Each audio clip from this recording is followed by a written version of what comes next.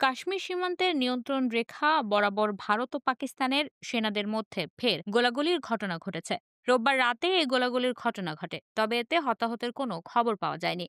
এ নিয়ে টানা ৪ বার ধরে কাশ্মীর সীমান্তে ভারত ও পাকিস্তানের সেনাদের মধ্যে গোলাগুলির ঘটনা ঘটল। সোমবার এক প্রতিবেদনে এই তথ্য জানিয়েছে ভারতীয় সংবাদ মাধ্যম এনডিটিভি। অবশ্য ভারতীয় গণমাধ্যমে গোলাগুলির বিষয়ে বরাবরের মতো পাকিস্তানকে দোষারোপ করা হলেও পাকিস্তানের পক্ষ থেকে বা দেশটির সংবাদ মাধ্যমে এখনো এই বিষয়ে কোনো তথ্য পাওয়া যায়নি।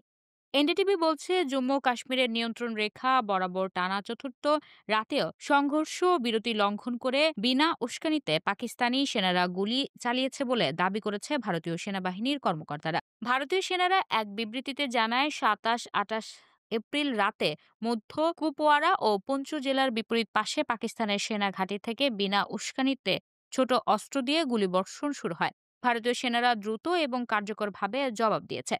এই প্রথমবারের মতো পুঞ্চ সেক্টরেও পাকিস্তানের সেনারা সংঘর্ষ বিরতি লঙ্ঘন করল বলে দাবি করেছে ভারতীয় সেনাবাহিনী।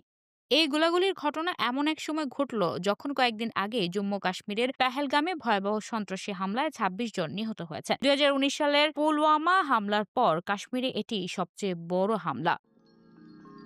You are watching Raj TV, Jagorone, Bangladesh. Please subscribe our channel.